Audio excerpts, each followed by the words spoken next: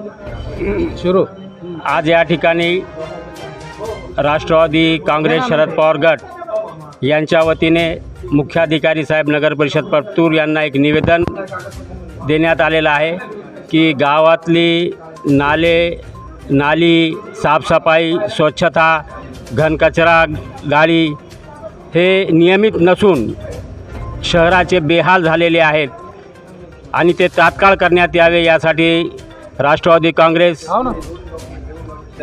शरद पवार गट आमचे युवा नेते कपिलभाई आकात यांच्या नेतृत्वात आज हे निवेदन आम्ही सादर केलेलं आहे। निवेदनामध्ये शहरातील साफसफाई व स्वच्छता घनकचरा गाडी ह्या सर्व बाबी या मुख्याधिकारी यांना आम्ही निदर्शनास आणून दिलेल्या आहेत।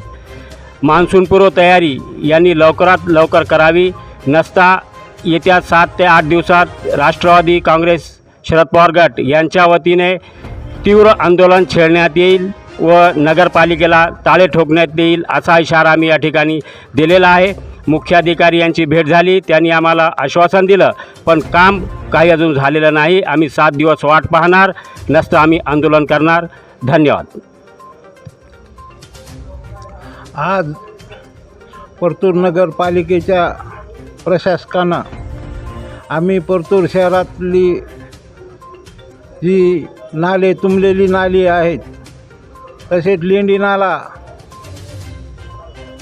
या मान्सूनपूर्व सफाईबाबतचं निवेदन दिलेलं आहे।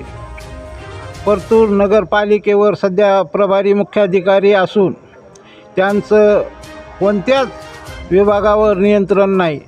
त्यामुळे आमची पहिली मागणी आहे की परतूर नगरपालिकेला कायमस्वरूपी शिव द्यावा। पुन्हा परतूर शहरातील नाले सफाई, परतूर नगरपालिकेतील नामांतर विभाग हा भ्रष्टाचाराचा अड्डा बनला आहे।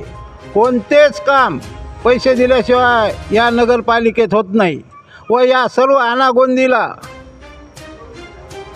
तथाकथित या प्रभारी मुख्याधिकाऱ्याचं नियंत्रण नाही आहे।